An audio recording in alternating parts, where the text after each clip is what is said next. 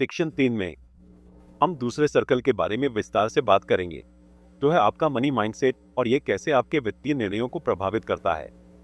हमने शुरुआत में सीखा कि पैसे प्राप्त करने के लिए हमें कुछ विशेष कौशलों में महारत हासिल करनी होगी और उन्हें हर दिन अभ्यास में लाना होगा। महारत प्राप्त करने के लिए हमें प्रेरणा की आवश्यकता होती है।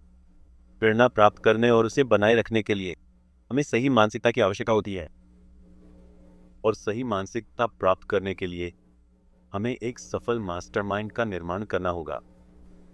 अब पिछले सेशंस में हमने यह सीखा कि मास्टरमाइंड के बारे में कैसे सोचना है, यह कितना प्रभावशाली और प्रभावी होता है। हमने मास्टरमाइंड की रुकावटों को हटाना सीख लिया है और हमने यह करना सीखा है नए, शक्तिशाली, सकारात्मक प्रभाव जोड़कर जो हमारे जीवन में सकारात्मक बदलाव लाते हैं। हमने अपने मास्टरमाइंडिंग पर नियंत्रण करना सीख लिया है, नेतृत्व के फव्वारे में प्रवेश करना सीख लिया है और उन सफल लोगों के लिए योगदान देना सीख लिया है जो अपनी खुद की राह पर चल रहे हैं। हमने लोगों को एक साथ जोड़ना सीखा है, सफल लोगों को जोड़ना सीखा है, ताकि हम एक औपचारिक मास्टरमाइंड बना सके जो हर हफ्ते एक साथ काम कर रहे हैं। हमने एक सोशल समिट बनाना सीख लिया है, जिसका हम केंद्र बिंदु हैं, जहां हम लोगों को जोड़ते और मिलवाते हैं और जहां हम नए सकारात्मक प्रभावों से मिलते हैं। हमारे संदर्भ समूह के नए सदस्य, हम नए मास्टरमाइंड सदस्यों और मेंटर्स से मिलते हैं और जहां हम सफलता के सामाजिक समूह के केंद्र में बदल जाते हैं। इस दूसरे सर्कल में मनी माइंडसेट, हम इस पर ध्यान केंद्रित करेंगे कि हमारा दिमाग कैसे काम करता है, हमारा दिमाग वित्तीय सफलता को कैसे देखता है, हमारा दिमाग हमें कैसे देखता है और कैसे अपने माइंडसेट को बदले ताकि हम लंबे समय में सफल हो सके और अपनी वित्तीय स्थिति को सुधार सकें। अब जैसा कि मैंने पहले बताया था, हम इसे सीधे करने की कोशिश कर सकते हैं जो हम करने जा रहे हैं, या हम उन लोगों को जोड़कर बहुत अधिक फायदा उठा सकते हैं जो पहले ही इस रास्ते पर जा चुके हैं और उन्हें हमें प्रभावित करने दे सकते हैं। तो यह आपके शक्तिशाली मास्टरमाइंड को बनाने का विकल्प नहीं है जो आपको सफलता की ओर प्रभावित करेगा, यह करने के लिए है। इसके अलावा मास्टरमाइंड सबसे अधिक शक्तिशाली है, माइंडसेट दूसरी सबसे अधिक शक्तिशाली चीज है। लेकिन क्योंकि हमारे पास यहाँ 5 स्तर हैं और हमारे मानसिकता के बाद हमारी प्रेरणा आती है, फिर हमारी महारत और फिर हमारा पैसा, यह भी बेहद प्रभावशाली है। तो अगर हमारे पास विकल्प है तो हम यहाँ पर शुरुआत में अन्य स्तरों की तुलना में अधिक प्रयास करना चाहेंगे।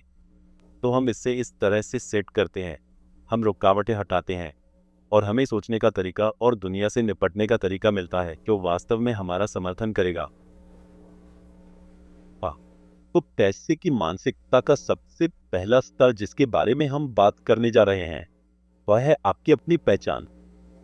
तो हमने पहले ही यह सीख लिया है कि आप कौन हैं। आपकी पहचान, आपके सोचने का तरीका, लोगों के प्रति आपकी प्रतिक्रिया, आपके बातचीत करने का तरीका, आपके दिमाग में आने वाले विचार, ये सब असल में अनजाने में सीखे जाते हैं, जैसे एक पैचवर्क कंबल की तरह उन लोगों से मिलकर बनते हैं जिनके साथ हम रहते हैं। हम सीखने की मशीनें हैं।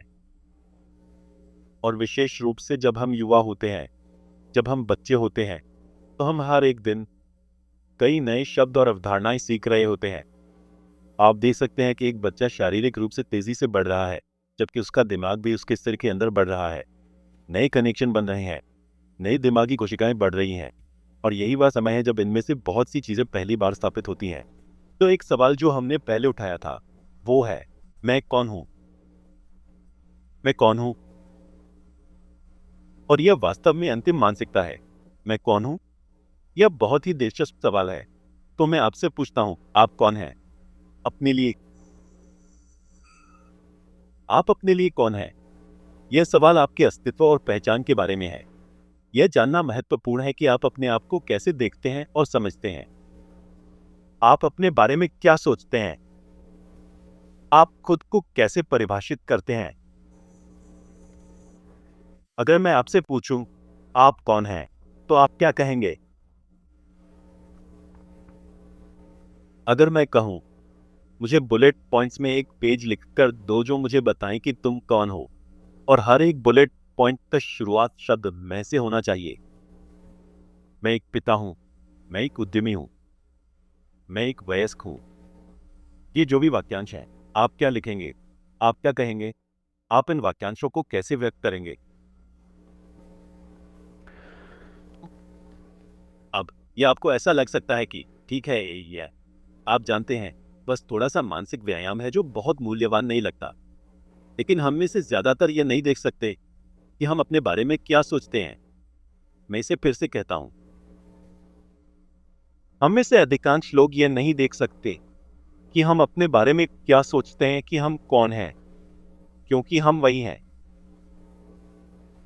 अगर आप मछली से पूछें कि क्या उसे यह समझ में आता है कि वह पानी में रहती है, तो उससे यह बात समझ नहीं आएगी, क्योंकि मछली के लिए पानी बस वही वातावरण है जिसमें वह रहती है। उसे यह भी नहीं पता होता कि पानी जैसी कोई चीज होती है, क्योंकि उसके लिए यह बस एक सामान्य स्थिति है जिसमें वह जीवन बिताती है। अगर आप एक पक्षी से पूछे कि वह किस हवा में उड़ रहा है, तो उसे इसका एहसास भी नहीं होता है। यह बिल्कुल गुरुत्वाकर्षण की तरह है। हम में से ज्यादातर लोग गुरुत्वाकर्षण को महसूस नहीं कर सकते हैं। हमने वास्तव में कभी रोकर यह नहीं कहा, ठीक है, मेरे पैरों के नीचे यह विशाल चट्टान का गोला है जो लगभग 8000 मील व्यास का है, और मैं इस पर खड़ा हूं और यह मुझे अपनी ओर खींच रहा है। यह सोचने की बात है कि हम इस विशाल ग्रह पर खड़े हैं जो हमें अपनी ओर खींचता है, और हम इसी गुरुत्वाकर्षण के कारण इसके साथ जुड़े हुए हैं। यह एक अद्भुत और रहस्यमय अनुभव है, इसे हम अक्सर अनदेखा कर देते हैं। और हमने कभी हवा में कूदकर यह नहीं कहा कि ठीक है, अगर मैं कूदता हूं तो क्या मैं धरती को मुझे पास खींचते हुए महसूस कर सकता हूं।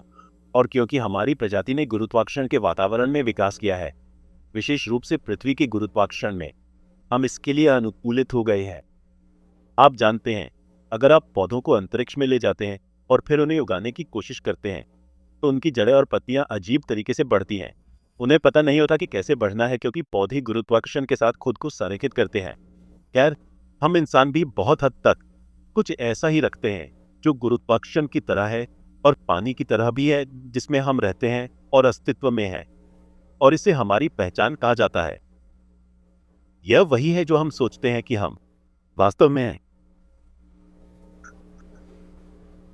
और पहचान थोड़ी पेचीदा होती है, क्योंकि हमारे पास न केवल एक पहचान होती है, बल्कि हमारे पास एक मैं कौन हूं यह भी होता है। लेकिन हम इसमें इतने लंबे समय से जी रहे हैं कि हम सोचते हैं कि हम वही हैं। हम वास्तव में सोचते हैं कि यही हम हैं, और हमें यह एहसास नहीं होता कि यह बस एक तरह की पैचवर्क रजाई है। हम इसे कभी भी बदल सकते हैं जब हम चाहें, और फिर उससे भी आगे हम उससे जुड़े हुए हैं। हम उससे पहचाने जाते हैं। इसी गहरे अवचेतन स्तर पर हम इसे बदलने से डरते हैं, हम इसे छोड़ने से डरते हैं, हम अगले स्तर पर जाने से भी डरते हैं। मेरे अच्छे दोस्त और मार्गदर्शक व्यत वुडसमल, उनके पास एक शानदार कहानी है जो वह बताते हैं। और वह कहते हैं कि एक महिला एक बार उनके पास आई और बोली, व्यत, मेरे पास एक समस्या है और मैं इसे बदलना चाहती हूँ। और व्यत ने कहा, अच्छा, आप जानते हैं, यह बहुत अच्छा है, मैं आपकी मदद कर सकता हूँ। आप क्या चाहती हैं? और उसने कहा, अच्छा, मैं यह और यह चाहती हूँ। और उसने कहा, ठीक है, बढ़िया, मैं आपकी मदद कर सकता हूँ। अगर आप समस्या को बदलना चाहते हैं और आपको यह और यह चाहिए, तो आपको बस यह और यह करना होगा। और उसने कहा, यार, मैं यह नहीं कर सकती। और व्यत ने कहा, क्यों नहीं? मुझे लगा कि आप अपनी समस्या से बाहर निकलना चाहते हैं। मुझे लगा कि आप वो चीज़ें पाना चाहते हैं जो आप चाहते हैं। और उसने कहा, अच्छा, मैं ये चीज़ें नहीं कर सकती क्योंकि वो मैं नहीं होती। वो मैं नहीं होती। और यही असली समस्या है। हम में से ज्यादातर लोग जिस असली चुनौती का सामना कर रहे हैं, वो ये नहीं है कि हम जो चाहते हैं वो नहीं पा सकते, और ना ही ये कि हमें क्या करना है ये नहीं पता। असल समस्या तब होती है जब हमें यह तय करना होता है कि क्या करना है। हम कहते हैं, आप जानते हैं, वो मैं नहीं होता। ऐसा करने के लिए मैंने ऐसे लोगों को देखा है जिनमें उनके जीवन में बहुत जबरदस्त क्षमता थी, लेकिन वे कोई विशेष कौशल सीखने या करने नहीं जाते, क्योंकि वे कहते हैं, वो मैं नहीं हो सकता। मुझे ऐसा नहीं लगता कि वो मैं हूं। मैं कहता हूं, अच्छा, तो तुम्हें ये विचार कहां से मिला कि मैं कौन हूं, और तुमने कैसे तय किया कि तुम क्या कर सकते हो और क्या नहीं? और वे कहते हैं, खैर, मुझे ठीक ठीक नहीं पता, लेकिन मुझे बस पता है कि क्या मेरा है और क्या नहीं है, और वो मेरा नहीं है। इसलिए हम यहाँ दर्शन शास्त्र में नहीं जाएंगे और अपने आप के प्रति सच्चे रहो और इसके बारे में रोमांटिक हो जाओ। बात यह है कि आप खुद को कैसे पहचानते हैं। आपकी पहचान यह एक प्रकार के बाहरी घेरे की तरह कार्य करती है। कैसे हमारे कानों के घेरे होते हैं। यह आपके जीवन में आपके लिए क्या संभव है और सभी लोगों के लिए क्या संभव है, इसकी पूरी अवधारणा के लिए एक बाहरी घेरा जैसा कार्य करता है। यह आपके जीवन की संभावनाओं की सीमाओं को दर्शाता है और यह भी दिखाता है कि सभी लोगों के लिए क्या संभव हो सकता है। यह वास्तव में बहुत महत्वपूर्ण है कि आप खुद को जानें, खुद का गहराई से निरीक्षण करें और सुनिश्चित करें कि आप खुद के साथ पूरी तरह से ईमानदार हैं, ताकि आप उन सभी चीजों को ढूंढकर हटा सकें जो आपकी सफलता प्राप्त करने में मदद नहीं कर रही हैं। और यह एक बहुत बड़ी चुनौती बन जाता है जब वह बाधा या वह पहलू आपकी पहचान है जो आप सोचते हैं कि आप वास्तव में कौन हैं। ठीक है, तो ग्रीक लोग, भगवान उनका भला करे, उन्होंने खुद से सोचने का यह अद्भुत विचार पेश किया और वास्तव में मुझे लगता है यह विचार खुद को जानो से निकला। तो शायद मुझे लगता है ओरेकल में उकेरा गया था। आप जानते हैं, जहां ओरेकल उस समय था। तो खुद को जानो और खुद के लिए सोचो, ये दोनों साथ साथ चलते हैं। वे कुछ सबसे पहले दार्शनिक विचारों में से थे और वे बहुत बहुत शक्तिशाली थे, क्योंकि हम इंसान उस समय तक जितना हम जानते हैं, हम इंसान आमतौर पर छोटे समूहों ही या 100 या 150 के समूहों में ही पैदा होते थे। हमने उससे पहले थोड़े बड़े शहरों में संगठित होना शुरू कर दिया था, लेकिन हम इंसान जो भी ज्ञान मिलता था वो उसे स्वीकार कर लेते थे और समूह के साथ चलने की आदत डाल लेते थे। और बस इतना ही तो था। ठीक है, अगर कोई समूह की पौराणिक कथा थी कि पृथ्वी को एक विशाल कछुए ने बनाया था और हर दिन सभी को एक कछुए की पूजा करनी होती थी, नहीं तो दुनिया नष्ट हो जाएगी, तो यही सब करते थे क्योंकि यही दुनिया का मॉडल था। और आप भी ऐसा ही करते थे और यही सब करते थे क्योंकि यही परंपरा थी और सभी इसका पालन करते थे, ताकि लोगों के दिमाग में खुद के लिए सोचने का ख्याल भी कभी उनके मन में ना आए। पहचान या आत्म छवि का विचार ये ज्यादातर लोगों के लिए कभी आया ही नहीं। और अगर तुमने खुद के लिए सोचना शुरू करने की कोशिश की, तो जिस बड़े समूह में तुम थे, तो काफी हद तक बहुत ही अनुरूपादी था। यह सुनिश्चित करेगा कि तुम तुरंत ऐसा करना बंद कर दो क्योंकि तुम अजीब व्यवहार कर रहे होते। तो यह वास्तव में हमारे विकास में हाल ही में हुआ है कि एक प्रजाति के रूप में, और हमारे सोचने में यह विचार कि खुद के लिए सोचना और खुद को जानना अस्तित्व में आया। और यह खरगोश का बिल बहुत बहुत गहरा है,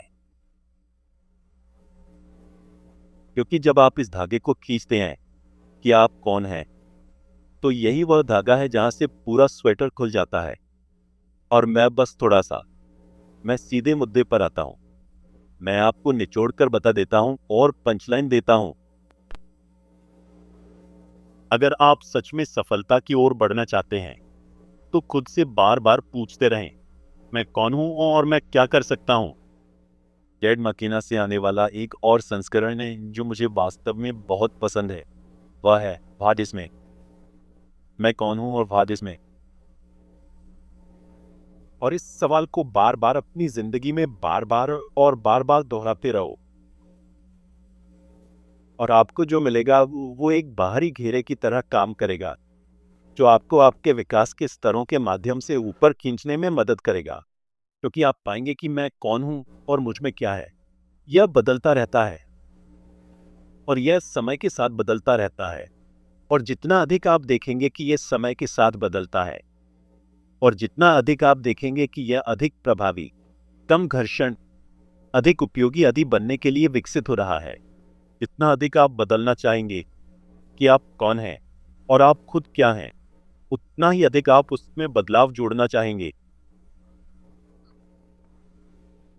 अब आपकी पहचान के भीतर, ठीक है, और भी तत्व हैं भीतर, चलो इसे आपकी पहचान जटिलता कहते हैं। वहां अन्य विश्वास भी हैं और मूल्य भी हैं और आत्मसम्मान भी है जो हमारे जीवन में महत्वपूर्ण भूमिका निभाते हैं। अब इस प्रोग्राम में हमारे पास स्पष्ट रूप से विश्वास, मूल्य और आत्मसम्मान के बारे में गहराई से चर्चा करने का समय या इच्छा नहीं है। और न ही हम इस विषय में गहराई से जाने की कोशिश करेंगे, लेकिन हम इन पर थोड़ा ध्यान देंगे क्योंकि ये सब हमारे दिमाग के अंदर मौजूद है और ये हमारी पहचान और हम कौन हैं इसके साथ गहराई से जुड़े हुए हैं और ये हमारे अस्तित्व का एक महत्वपूर्ण हिस्सा है। लेकिन अधिकांश लोगों के लिए एक प्रकार की तिजोरी होती है। एक तिजोरी का दरवाजा पहचान पर, विश्वासों पर, इन मूल्यों पर और आत्मसम्मान पर होता है। और जब भी हम दरवाजे के पास जाते हैं और उसे खोलकर उसमें छेड़छाड़ करना चाहते हैं तो हमें एक अनहोनी का एहसास होता है। यह अवचेतन स्तर पर बहुत ही खतरनाक और जोखिम भरा लगता है। और वास्तव में क्योंकि इसे करना खतरनाक लगता है और हमें इसका पता नहीं होता है, हम इसे करने नहीं जाते। हम तर्क देते हैं, इसके लिए हर तरह के कारण ढूंढते हैं। यह एक स्वचालित प्रणाली है। यह कुछ ऐसा नहीं है जिसे आप तुरंत देख सकते हैं। हम इंसानों के लिए सबसे अच्छा यही है कि हम अपने कंधे के ऊपर से एक नज़र डालें और उसे बहुत तेजी से हमसे दूर भागते हुए पकड़ ले, क्योंकि यह हमारे लिए एक दुर्लभ अवसर होता है। ऐसे पलों में जब कोई हमसे ऐसा चुनौतीपूर्ण सवाल पूछता है जो हमारी पहचान को चुनौती देता है, जो हमें यह सोचने पर मजबूर करता है कि हम कौन हैं और किसके लिए खड़े हैं। एक कठिन नैतिक सवाल, एक ऐसा सवाल जो कठिन परिस्थिति में सही काम करने के बारे में है, या एक ऐसा आईना जो दिखाता है कि जिस तरह से हम हैं वो उल्टा और हानिकारक असर डाल रहा है। ऐसे पलों में एक सेकंड के लिए हम अपने कंधे के ऊपर से देखते हैं और उसे भागते हुए देखते हैं, या जैसा कि येनी मेरी गर्लफ्रेंड कहती है, हम कोने के चारों ओर दौड़ती हुई पूंछ देखते हैं। यह जानवर की पूंछ है। हम बस कोने के चारों ओर दौड़ती हुई पूंछ पकड़ लेते हैं।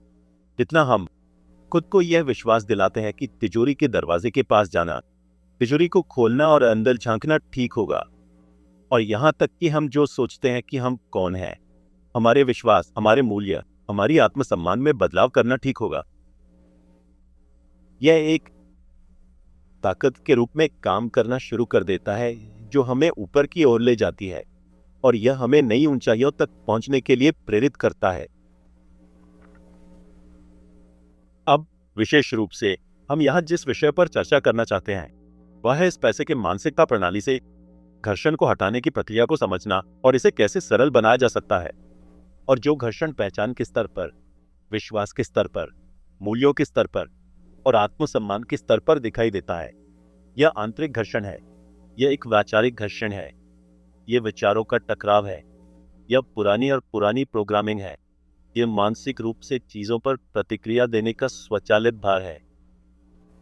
वह मार्ग जिस पर मन स्वतः ही चल पड़ता है बिना किसी सोच विचार के। रॉबर्ट फ्रिट्ज की किताब the path of least resistance इस विषय पर एक बेहद दिलचस्प अध्ययन है। और शुरुआत में वह कहते हैं, अगर आप कभी बॉस्टन गए हैं तो आपने देखा होगा कि वहाँ की सड़कों की हालत बहुत ही खराब है। वे पूरी तरह से बर्बाद हैं। वे पूरी तरह से गड़बड़ और अव्यवस्थित हैं। और अगर आप बोस्टन की सड़कों पर घूमते हैं जैसा कि मैंने किया है तो आप खुद से पूछेंगे वे आखिर क्या सोच रहे थे। खैर, सच तो यह है कि वे बिल्कुल भी नहीं सोच रहे थे। तो वे उस समय कर रहे थे जब उन्होंने कुछ 100 साल पहले इस सड़कों को पहली बार बनाया था। तो वे देख रहे थे कि उन पहाड़ियों पर रहने वाली गायें जो उनसे कुछ 100 साल पहले थी कहाँ चली थी, और उन्होंने बस गायों के रास्तों पर पक्की सड़क बना दी और वे लगातार गायों के रास्तों पर पक्की सड़क बनाते रहे। और अब आपके पास बोस्टन की सड़कों का जाल है। सबसे कम प्रतिरोध का रास्ता बहुत ही शक्तिशाली होता है। जब हम बाहरी रूप से कुछ करते हैं तो हम इसे कुछ बार करते हैं और यह सबसे आसान तरीका बन जाता है। जैसे एक गाय दूसरी गाय के पीछे पहाड़ियों में चलती है। हमारे पास एक सोचने की प्रक्रिया है, तर्क करने का एक तरीका है, और हम इसे कई बार करते हैं और हम बस कहते हैं, खैर ये शायद सबसे अच्छा तरीका है क्योंकि आप जानते हैं यह सबसे आसान है। यह एक गाय की तरह है जो दूसरी गाय के पीछे पहाड़ियों में चल रही है। यह से जांच नहीं रही है। यहीं से बहुत सारी आंतरिक घर्षण उत्पन्न होती है। तो क्या आपको याद है जब मैंने पहले भविष्य के संघर्षों और भविष्य की जटिलता के बीज बोने के विचार के बारे में बात की थी? खैर, हम में से ज्यादातर लोग अपनी जिंदगी में ऐसे चल रहे हैं जैसे हमारे पास एक बीजों का बैग बंधा हुआ है, जैसे कि एक बेल्ट पैक या फनी पैक जो लीक कर रहा था और वो बीजों से भरा हुआ था। और हम अपनी जिंदगी में ऐसे ही चलते रहे हैं। बीज जमीन पर गिरते रहे हैं और जो संघर्ष, जटिलता, घर्षण हम अपनी जिंदगी में महसूस कर रहे हैं वो सब वही बीज है जो अनजाने में बोए गए और अनजाने में सींचे गए। ये सब सामने आ रहा है और हम सोचते हैं ये सब आखिर कैसे हो गया। और क्योंकि हम अपने फनी पैक से गिरते हुए बीज पर ध्यान नहीं दे रहे थे, हमें लगता है कि हम बस बदकिस्मत थे वगैरह वगैरह। तो पहचान के स्तर पर हमारे दिमाग के अंदर चल रही घर्षण चीजें जो हमारे पैसे को नुकसान पहुंचा रही हैं। सफलता अब होती है जब हम अपने बारे में नकारात्मक सोचते हैं। जब हम नकारात्मक सोचते हैं, जब हम सोचते हैं कि हमारे पास सीमाएं हैं, जब हम एक निराशावादी दुनिया में रहते हैं जहां कुछ भी संभव नहीं है। और सबसे महत्वपूर्ण बात, जहां मैं बस उस तरह का व्यक्ति नहीं हूं जो सफलता के लिए बना है। ये एक सीमा है। मैं बस उन लोगों में से नहीं हूं जो सफलता के लिए बने हैं। यह सोच हमें सीमित करती है और हमें आगे बढ़ने से रोकती है। हम खुद को कम आंकते हैं और अपनी क्षमताओं पर विश्वास नहीं करते। मेरे लिए यह कभी नहीं होने वाला है, और हम इसे अपने पास रखते हैं और हम इससे भावनात्मक रूप से जुड़ जाते हैं। हमें यह पता लगाना होगा कि हम कहाँ नकारात्मक आत्मछवि रखते हैं, जहां हम खुद को उस प्रकार के व्यक्ति के रूप में नहीं देखते जो सफल हो सकता है। और हमें यह समझना होगा कि यह धारणा कैसे बदल सकती है। अगला कदम यह है कि हमें उन विश्वासों की पहचान करनी होगी जो हमारे अंदर काम कर रहे हैं, जो हमें बड़ा सोचने से रोक रहे हैं, बड़ा संवाद करने से रोक रहे हैं और बड़ा काम करने से रोक रहे हैं। अब पहचान, विश्वास और यहां तक कि मूल्यों के बारे में क्या दिलचस्प है, इसके बारे में हम थोड़ी देर में बात करेंगे। आत्मसम्मान, इनमें से बहुत सी चीजें फिर से हमारे याद करने से पहले ही स्थापित हो चुकी थी। जब हम बच्चे थे, जैसे जैसे हम बड़े हो रहे थे, हमारे दिमाग में गाय के रास्ते हमारे आत्मछवि, हमारे विश्वास, हमारे मूल्य और जिस तरह से वे हमारे सोच में इंटरेक्ट करते हैं, ये बस पढ़ते हैं जो हो रही है। ये फिल्टर होते हैं। वे ऐसे घटक हैं जो हर विचार के साथ हमेशा चलते रहते हैं। ये हमारे याद करने से पहले ही स्थापित हो गए थे। और क्योंकि अब ये हमारे चारों ओर के पानी और गुरुत्वाकर्षण की तरह है, हमें इन्हें पहचानने का कोई तरीका नहीं है। हम इसे इतने लंबे समय से कर रहे हैं, ऐना से ही हम इतने लंबे समय से गायों के रास्तों को पक्का कर रहे हैं और उन पर गाड़ी चला रहे हैं कि हमें लगता है यही तो तरीका है। तो विश्वास के स्तर पर, क्योंकि हमारे पैसे के बारे में कई विश्वास बचपन में ही बन गए थे और वे बस लोगों से अनजाने में कॉपी किए गए थे, हमें उन्हें जांचना होगा। हमें वापस जाकर पूछना होगा कि प्रोग्रामिंग क्या थी। जब मैं बच्चा था तो मैं कौन कौन से विश्वासों की नकल कर रहा था। ये क्या थे? मेरे माता पिता के साथ पैसे के बारे में क्या बातचीत चल रही थी? उनके विश्वास क्या थे? सफलता के बारे में उनकी आत्मछवि कैसी थी? क्या उन्हें लगता था कि सफल और अमीर लोग अच्छे लोग होते हैं, या उन्हें लगता था कि वे बुरे लोग होते हैं? क्या वे संघर्ष कर रहे लोगों से जुड़ते थे? क्या वे उन लोगों से जुड़ते थे जिन्होंने वित्तीय समृद्धि का निर्माण किया था? ये कौन सी बातें थी जिनके बारे में उन्हें पता नहीं था कि वे उनके विश्वास थे, तो शायद उन्हें माता पिता से मिले थे। इसलिए हमें अपने विश्वासों की जांच करनी होगी और जब वे सामने आए तो उन पर ध्यान देना होगा। क्योंकि अब जब हमें इसका पता चल गया है तो हम देखेंगे कि यह कहाँ आता है। हम देखेंगे जब हम अपने लक्ष्य को लिखने जाते हैं तो हमारे दिमाग में कुछ आ जाएगा और हम खुद से कहेंगे तुम ये कभी नहीं कर पाओगे, और तुम इसे देखोगे, ये वास्तव में दिखाई देगा और तुम महसूस करोगे कि पहले तुमने उस आवाज पर ध्यान नहीं दिया था। तुमने बस सोचा, ओ यह तो बस बकवास थी जो चल रही थी। अब तुम महसूस करोगे कि यह मेरे दिमाग में रहती है और तुम कहोगे यह कहां से आया? फिर आपको याद आएगा, ओ आपकी माँ इस बारे में बात करती थी और कहती थी कि वह कभी सफल नहीं होंगी, और वहीं से मैंने यह सीखा। फिर से, जैसा कि स्टीफन कोवे कहते हैं, जागरूकता अपनी गति खुद बनाती है। अगला है मूल्य। मूल्य मूल्य उन चीजों के लिए एक तरह का फैंसी शब्द है जिन्हें हम अन्य चीजों से अधिक महत्वपूर्ण मानते हैं।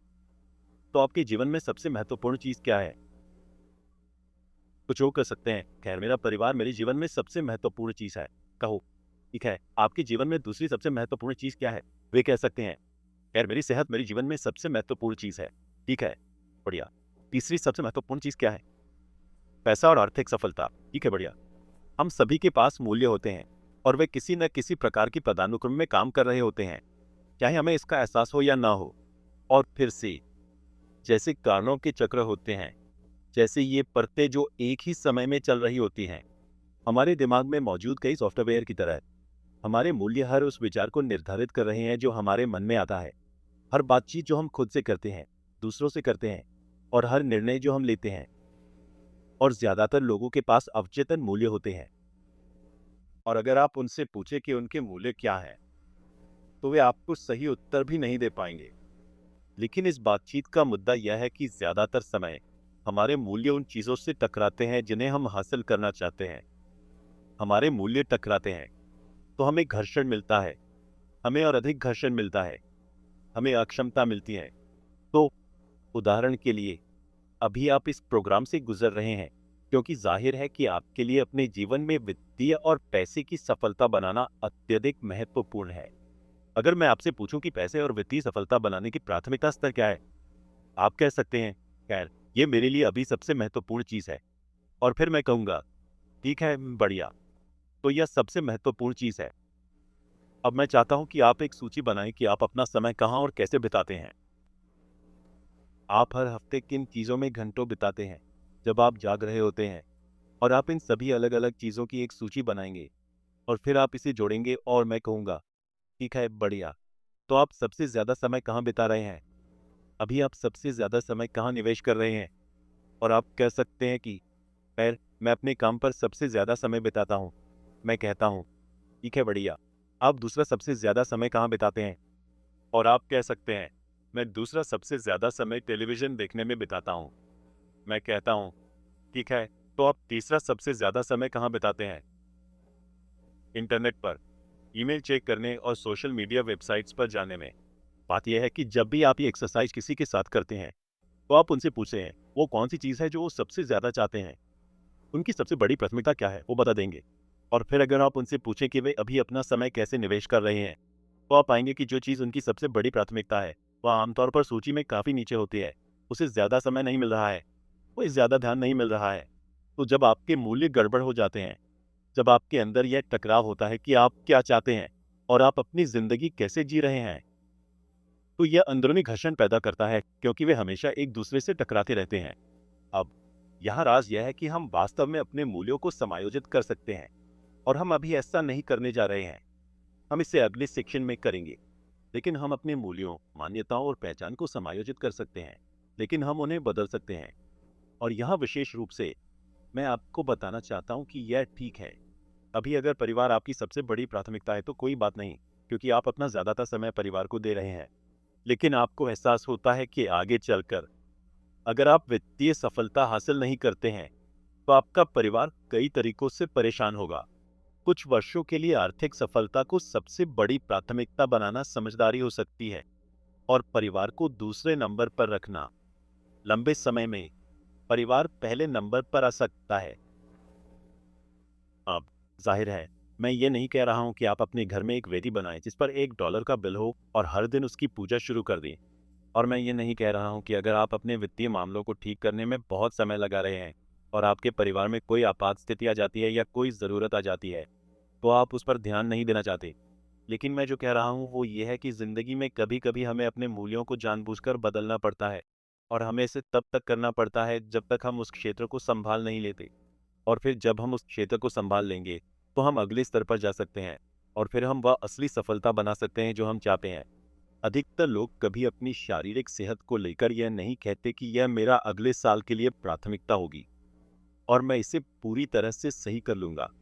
वे कभी नहीं कहते कि वित्तीय या धन संबंधी प्रकार की सफलता और सुरक्षा मेरी सबसे बड़ी प्राथमिकता है, और मैं इसे समझने के लिए 10 साल का समय निवेश करने जा रहा हूं, या जो भी समय सीमा हो। हम बस एक चीज से दूसरी चीज की ओर बढ़ते जाते हैं और सोचते हैं कि हम फैसले ले रहे हैं और अपनी प्राथमिकताओं को समायोजित कर रहे हैं। लेकिन आमतौर पर यह सब हमारे पुराने प्रोग्रामिंग और पुराने आत्मछवि और हमारे सामने आने वाले लोगों और चीज़ों की किस्मत पर निर्भर करता है कि हम कहाँ जाते हैं। और हम फिर से समुद्र में जहाज की तरह भटक रहे हैं, और हमें एहसास नहीं होता कि हम नियंत्रण में नहीं हैं। इसका एक किस्सा जो मुझे बहुत शिक्षाप्रद लगता है, वो ये है कि एक दिन मैं एक बड़े इलेक्ट्रॉनिक स्टोर में गया और मैं इलेक्ट्रॉनिक सेक्शन में देखने लगा, और वहाँ एक बच्चा वीडियो गेम खेल रहा था। और वो वीडियो गेम बहुत एडवांस और बहुत मॉडर्न था, और उसमें बहुत सारा एक्शन हो रहा था, बहुत सारी मूवमेंट थी। और मुझे लगता है कि वो उन शूट एम अप गेम्स में से एक था जिसमें बहुत सारी चुनौतियां और रोमांचक क्षण होते हैं। एक छोटा बच्चा है ठीक है, बहुत छोटा। मुझे लगता है कि बच्चा शायद 3 साल का या कुछ ऐसा होगा। और बच्चा गेम कंट्रोलर पर पागल हो रहा है, सारे बटन दबा रहा है और इधर उधर घूम रहा है और अपने सिर और शरीर को हिला रहा है। और मैं कुछ समय तक बच्चे को वीडियो गेम खेलते हुए देख रहा हूँ और मैं अपने आप से सोच रहा हूँ, ये बच्चा इस वीडियो गेम में इतनी अद्भुत तरीके से कैसे चल रहा है। मेरा मतलब है ये सब तरह की हरकतें करना, और ये आप जानते हैं कतिल, और ये सब अलग अलग चीजें शूट करना, और फिर से आप जानते हैं बच्चे इधर उधर घूम रहे हैं और ये सब बटन दबा रहे हैं और सिर और शरीर को हिला रहे हैं। मैं सोच रहा हूँ, मेरा मतलब है मैं यहाँ बूढ़ा हो रहा हूँ, क्योंकि जब मैं 3 साल का था तो मैं ये सब कुछ नहीं कर पाता। तो मैं थोड़ी देर तक वहीं खड़ा होकर देखता रहा और फिर अचानक कुछ मिनट बाद बच्चे ने गेम कंट्रोलर छोड़ दिया और चला गया और गेम चलता रहा। और फिर मुझे एहसास हुआ कि बच्चा वास्तव में गेम नहीं खेल रहा था। गेम बस यह दिखा रहा था कि जब आप खेलते हैं तो यह कैसा दिखता है। और बच्चे को लगा कि वे खेल रहे हैं क्योंकि वे कंट्रोलर के साथ छेड़छाड़ कर रहे थे, लेकिन वास्तव में ऐसा नहीं था। असलियत यह थी कि पूरी चीज बस एक भ्रम थी।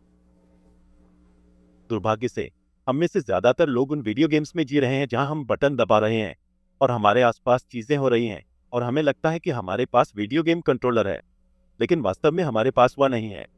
हमारे पास एक फनी पैक है जो बीजों से भरा हुआ है, जो हमारे पीछे भविष्य के टकराव और जटिलता के रूप में बोए जा रहे हैं, और हमें उस छेद को बंद करने की जरूरत है। ठीक है, तो चलो यहाँ एक एक्सरसाइज करते हैं ताकि कुछ मानसिक पैसे की रुकावट को दूर किया जा सके। तो सबसे पहली चीज जो मैं चाहता हूं कि आप करें वह यह है कि आप एक कागज निकालें हैं और उस पर लिखें वे नकारात्मक विश्वास, आत्म छवि और आत्म वार्तालाप जो आपके दिमाग में चलते हैं, जो आपको तब मिले थे जब आप छोटे थे, और जो शायद आपके माता पिता, आपके परिवार या आपके शुरुआती प्रभावों से आए थे। तो मैं चाहता हूं कि आप कुछ विश्वासों को लिखें, कुछ पहचान, कुछ आत्मचर्चा जो आपके दिमाग में अपने आप चलती रहती है, तो हमेशा से वहां चल रही है, और शायद आपने कभी यह नहीं सोचा कि यह कहां से आई। क्या आपके माता पिता की पहचान एक गरीब संघर्षशील व्यक्ति की थी? यही उनकी पहचान थी और आपने उसका कुछ हिस्सा विरासत में लिया। यह पहचान और विश्वास आपके जीवन में कैसे प्रभाव डालते हैं, इस पर विचार करें। क्या किसी प्रभावशाली व्यक्ति ने आपको यह सोचने पर मजबूर किया कि सफल लोग वास्तव में बुरे लोग होते हैं? क्या उन्होंने सोचा कि लोग जो अमीर थे वे लोग थे जो दूसरों का फायदा उठाते थे? तो एक लिस्ट बनाओ, नकारात्मक विश्वासों की, पहचान की, आत्मवार्ता की, कुछ ऐसे बयानों की जो प्रोग्राम लगते हैं और जो वास्तव में एक परत की तरह चल रहे हैं, जैसे आपके दिमाग में कारण के इन चक्रों में से एक, और जो अपने आप आपकी जिंदगी में आ जाते हैं, अपने आप आपके सोचने के तरीके को प्रभावित करते हैं। हम लगभग 3 मिनट लेंगे। मैं बस चाहता हूं कि आप वो लिस्ट बना लें ताकि हम उसे देख सकें। हम उस शुरुआती प्रोग्रामिंग को देख सकते हैं। हम आदर्श रूप से सूची में 7 से 10 की तलाश कर रहे हैं। 7 से 10, बस जल्दी से लिखें। हम अपने लिए संकेत छोड़ रहे हैं, ठीक है? हम यहाँ कोई सुपरहाईवे बनाने की कोशिश नहीं कर रहे हैं। तो 5 से 7 शब्दों के जवाब, आपको याद रहेगा कि यह क्या है। कुछ मिनटों में 7 से 10 जवाब पाने की कोशिश करें। ठीक है, बहुत बढ़िया। तो लांच का सवाल, क्या आपके पास कोई तकनीक है जिससे आप प्रतिक्रिया मोड में होते हुए अपने विचारों के पैटर्न को बाधित कर सकें, ताकि आप अपने दिमाग में चलने वाले संदेशों या टैप्स को सुन सकें? हाँ, यह वाकई में एक दिलचस्प तरीका है। जब आप खुद को जानने के रास्ते पर निकलते हैं और इन सभी चीजों को ट्रैक करना शुरू करते हैं, तो जागरूकता फिर से अपनी गति बनाती है और यह प्रक्रिया आपको और अधिक आत्म जागरूक बनाती है। मैं सलाह देता हूं कि आप एक जर्नल लें और इन चीजों को ट्रैक करना शुरू करें ताकि आप अपने विकास को बेहतर तरीके से समझ सकें। आप यह देखना शुरू करते हैं कि आपकी सीमित सोच, आपके सीमित विश्वास, आपकी सीमित आत्म छवि कहाँ से आ रही है और आपको रोक रही है, और आप इसे लिखना शुरू करते हैं। ध्यान दें कि यह कहाँ हो रहा है, और जितना अधिक आप इसके बारे में जागरूक होते हैं उतना ही आप इसे ऊपर की ओर पीछा करते हैं, और यह आपको कम प्रभावित कर सकता है। अब थोड़ी देर में हम सीखेंगे कि इन चीजों की जगह क्या रखना है, लेकिन अभी के लिए यह वास्तव में इस तरह के आंतरिक घर्षण का पता लगाने के बारे में है जब यह हो रहा हो, और फिर उस पहचान प्रक्रिया का अनुसरण करते हुए इसे ऊपर की ओर ले जाना है जब यह हो रहा हो। इसलिए ज्यादा चिंता मत करो कि बीच में रुकावट डाल रहे हो, बल्कि इस बात का ध्यान रखो कि तुम जागरूक हो, ताकि जब वे सामने आए तो आप कहें, ओ हाँ, मैंने इसे पहले देखा है, मुझे पता है कि यह क्या है। और फिर आप इसे समय के साथ और अपनी जिंदगी में ट्रैक करते रहते हैं। स्टीफन कोवे का उदाहरण वास्तव में अद्भुत है। जागरूकता अपनी गति खुद बनाती है। जैसे ही आप किसी चीज के बारे में जागरूक होते हैं, आप उसे अपने चारों ओर हर जगह देखने लगते हैं और फिर आप अलग तरह से व्यवहार करने लगते हैं। यहाँ एना का एक सवाल है, आपकी राय में पैसा ताकत से कैसे जुड़ा हुआ है? विशेष रूप से अन्ना, मुझे नहीं पता कि आप ताकत से क्या मतलब रखती हैं। मुझे नहीं पता कि आपका मतलब है, आप जानते हैं, वह शक्ति जो आपके पास खुद पर है, या राजनीतिक शक्ति या व्यापारिक शक्ति। लेकिन यह एक दिलचस्प सवाल है, इसलिए इसलिए मैं वैसे भी एक कोशिश करने जा रहा हूं। पैसा खुद, याद रखें, एक विनिमय का माध्यम है। तो हम इस प्रोग्राम में यह सीखने जा रहे हैं कि पैसा वह चीज नहीं है जिसके पीछे हमें भागना चाहिए। यह होना अच्छा है, बेशक, क्योंकि हम इसका उपयोग चीजें खरीदने के लिए कर सकते हैं, लेकिन पैसा शब्दों जितना ही मूल्यवान है। असली चीज है कि शब्द बहुत बहुत बहुत अधिक मूल्यवान है। अगर हम पैसे के साथ या शब्दों के साथ स्मार्ट हो जाएं, तो हम बहुत सारी शानदार चीजें कर सकते हैं। लेकिन पैसा खुद वो चीज नहीं है, आप जानते हैं, ये वो नहीं है जिसके बारे में वास्तव में सब कुछ है। अक्सर लोग यह गलती करते हैं कि वे कहते हैं, हाँ, वो व्यक्ति तो निश्चित रूप से ताकतवर है क्योंकि उनके पास बहुत सारा पैसा है। और जैसा कि हम इस प्रोग्राम में सीखेंगे, वास्तव में बहुत अमीर लोग, वे वास्तव में आमतौर पर अपने पास बहुत सारा पैसा नहीं रखते हैं। उनकी संपत्ति रियल एस्टेट या फार्म या बिजनेस या अन्य प्रकार के निवेश में होती है। ऐसा नहीं है कि उनके पास गद्दे के अंदर ढेर सारा पैसा होता है। और ज्यादातर लोग मुझसे कहते हैं, अच्छा, आप जानते हैं मेरा मतलब क्या है? अच्छा, आप जानते हैं मेरा मतलब पैसे से क्या है? और मैं कहता, अच्छा, क्या आप जानते हैं आपका मतलब पैसे से क्या है? क्योंकि उन्होंने वो सब चीजें पैसे से नहीं पाई है, उन्होंने इसे और अधिक मूल्य बनाकर प्राप्त किया। और फिर जो मूल्य उन्होंने बनाया, उसे और अधिक मूल्य में बदलते रहे। और जो पैसा उन्हें मिला, उसे उन्होंने अन्य मूल्यवान चीजों के लिए बदल दिया। वे पैसे के पीछे नहीं जा रहे थे। कुछ ज्यादा वित्तीय सफलता होने से, सही है, आपको जीवन में ज्यादा विकल्प मिलते हैं, लेकिन इसके साथ ही इससे जुड़ी ज्यादा जिम्मेदारी भी होती है। और इसी तरह मेरे एक दोस्त हैं जो खुद से बने हुए हैं, आप जानते हैं, अंदाजा है कि 100 मिलीनियर है। उन्होंने मुझे बताया कि जितनी ज्यादा चीजें आपके पास होती हैं और जितना बड़ा घर आपका होता है, उतनी ज्यादा परेशानियां आपके जीवन में होती हैं। रैप म्यूजिक में कहते हैं, माँ मनी में प्रॉब्लम्स होती हैं। और जहाँ लोग जिनके पास कोई पैसे नहीं होते, वे इसे देखते हैं और हंसते हैं और कहते हैं, तुम्हारा दिमाग खराब हो गया है। उन्हें एहसास नहीं होता कि उनके पास कितना अच्छा है, क्योंकि और भी बहुत सारी जिम्मेदारियां और चुनौतियां हैं। मेरे दोस्त ने मुझे बताया कि उसके पास एक बड़ा एस्टेट था और उसके लिए एक आदमी काम करता था। इसका बुरा काम था एस्टेट के चारों ओर घूमना और टूटे हुए स्प्रिंकलर्स को बदलना।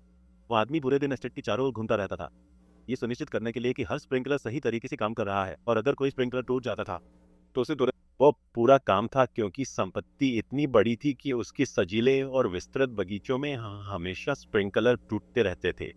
और अगर उसके पास एक आदमी था जो उसके स्प्रिंकलर्स बदल रहा था, तो आप जानते हैं कि वहाँ और भी लोग हैं, और उन सभी को मैनेज करना एक बुरा सपना है। और मैं आपको अपने व्यक्तिगत अनुभव से बता सकता हूँ कि यह वास्तव में सच है। इसलिए जो आप चाहते हैं उसके लिए सावधान रहें। और शेरोन से एक अंतिम सवाल, मैं अमीर होने के कारण अपराध बोध महसूस करने के मुद्दों पर कैसे काम करूं जब इतने सारे लोग हैं जिनके पास किसी भी दिन खाने के लिए खाना नहीं होता? हाँ, बहुत अच्छा सवाल शेरोन। तो जिस तरह से आप यह कह रहे हैं, यह बहुत दिलचस्प है। मैं इसे आपको वापस पढ़ने जा रहा हूं, और मुझे लगता है कि यह हम सभी के लिए शिक्षाप्रद हो सकता है। मैं अमीर होने के कारण अपराध बोध महसूस करने के मुद्दों पर कैसे काम करूं? यह पहला हिस्सा है। बहुत अच्छा सवाल। और फिर यह अगला हिस्सा वह है जिस पर हमें ध्यान देना चाहिए जब इतने सारे लोग हैं जिनके पास किसी भी दिन खाने के लिए खाना नहीं होता। तो आप एक सवाल पूछते हैं, और फिर दूसरे हिस्से में, चाहे आपको एहसास हो या न हो, आप अपने दोषी महसूस करने को सही ठहरा रहे हैं। तो आप मूल रूप से यह कह रहे हैं, कि बहुत से लोग हैं जिनके पास खाने के लिए कुछ भी नहीं है, और अगर मेरे पास कुछ खाने के लिए है या मेरे पास दौलत है तो मुझे दोषी महसूस करना चाहिए। ये इस सवाल में निहित है। तो मैं अमीर होने के कारण दोषी महसूस करने के मुद्दों पर कैसे काम करूं? बहुत ही अच्छा सवाल। लेकिन दूसरा हिस्सा, जब इतने सारे लोग हैं जिनके पास किसी भी दिन खाने के लिए भोजन नहीं होता, यह तर्कसंगत बनाना है। और यह मूल रूप से कह रहा है कि अगर आपके पास धन है और किसी और के पास खाने के लिए पर्याप्त नहीं है तो आपको दोषी महसूस करना चाहिए। तो आप अपने ताले पर एक और ताला लगा रहे हैं। समझ गए? आप अपने घेरे के चारों ओर एक और घेरा बना रहे हैं। आप अपने उच्च स्तर की सोच के चारों ओर एक उच्च स्तर की सोच रखते हैं, लेकिन यह आपको सीमित रखता है। हाँ, अब इस मामले में हर किसी को अपनी गणना खुद करनी होगी, और कई लोग इस निष्कर्ष पर पहुंचे हैं कि कुछ भी न होना बेहतर होगा। ठीक है, गांधी इस निष्कर्ष पर पहुंचे थे और इसमें कुछ बुद्धिमत्ता है। तब उनकी हत्या हुई तो उनके पास 2 चश्मे, कुछ प्लेट्स और बकरी के दूध का एक डिब्बा या कुछ था, और वह बहुत ही शक्तिशाली व्यक्ति थे क्योंकि वह लोगों में से एक थे और वह बहुत सारे महत्वपूर्ण बदलाव लाने में सक्षम थे।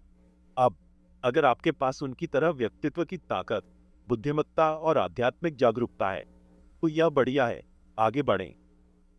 मेरे अनुभव में हम जैसे साधारण लोग, हमें इसे थोड़ा अलग तरीके से करना पड़ता है, और अगर हमारे पास संसाधनों पर नियंत्रण होता है तो हम ज़्यादा अच्छा कर सकते हैं बजाय इसके कि हमारे पास संसाधनों पर नियंत्रण ना हो। जब हमारे पास संसाधनों पर नियंत्रण होता है तो हम अधिक प्रभावी ढंग से कार्य कर सकते हैं। अब बहुत से लोग क्या करते हैं कि वे कल्पना करते हैं, ठीक है, अमीर लोग, और वे सोचते हैं, ठीक है, कोई अमीर व्यक्ति जो किसी भव्य हवेली में रहता है, 20 रोल्स रॉयस के साथ, और अपने फायरप्लेस में $100 के नोट जलाता है क्योंकि यही मज़ेदार है, और वे कर सकते हैं। और वे देखते हैं, आप जानते हैं, म्यूजिक वीडियो में बचकाना व्यवहार करने वाले लोग और जो भी हो, और वे कहते हैं हाँ यही तो अमीर लोग करते हैं। हकीकत यह है कि जब अमीर लोग संसाधनों पर नियंत्रण पा लेते हैं तो वे कहते हैं, ठीक है, मुझे इसे इस तरह से सेट करना है कि मेरे संसाधन समय के साथ बढ़े, और ताकि मैं इस वृद्धि का कुछ हिस्सा ले सकूं और इसे दुनिया को वापस दे सकूं। यही अमीर लोग वास्तव में करते हैं। मेरे अनुभव में दुनिया के 2 सबसे धनी व्यक्ति, या उन्होंने इस पद को संभाला है, और वे नंबर 1 और 2 के लिए प्रतिस्पर्धा कर रहे हैं, बिल गेट्स और वॉरेन बुफेट। इन दोनों महान व्यक्तियों ने अपने धन का अधिकांश हिस्सा दुनिया को वापस दान करने का निर्णय लिया है। और सिर्फ इतना ही नहीं, बल्कि बिल गेट्स ने अपनी चैरिटी का नेतृत्व किया और अब उस धन के खर्च का निर्देशन कर रहे हैं। और वॉरेन बुफे ने दुनिया के सबसे अमीर लोगों को इकट्ठा किया और उन्हें अपनी संपत्ति में से कुछ $60 बिलियन को परोपकार के लिए देने के लिए राजी किया। तो ये लोग कुछ सही कर रहे हैं, वे एक बड़ा बड़ा और महत्वपूर्ण फर्क ला रहे हैं। लेकिन इसके लिए एक अलग स्तर की सोच की जरूरत होती है, और यह समझने की जरूरत होती है कि आपको खुद को अच्छी स्थिति में लाना है। आपको शारीरिक रूप से अपनी अच्छी देखभाल करनी होगी। आपको अपने शरीर, अपनी सेहत को एक आदर्श स्थिति में लाना होगा। आपको सच में अच्छा और सेहतमंद खाना, अच्छा माहौल, ये सब चीजें चाहिए ताकि आप सफल बन सकें, ताकि आप आगे बढ़कर दूसरों की मदद कर सकें। और आप जानते हैं, जहां तक मेरा सवाल है, ये बढ़िया है, ये ठीक है, ये कुछ ऐसा है जैसे किसी और की मदद करने से पहले अपना मास्क पहन लो। आपको अपनी सफलता का मास्क पहले पहनना होगा, इससे पहले कि आप किसी और की मदद करने की कोशिश करें जो सांस नहीं ले पा रहा है। आप उनकी मदद नहीं कर सकते अगर आप वहां बैठे बैठे अपने मुंह में खाना डालने के लिए खुद को दोषी महसूस कर रहे हैं।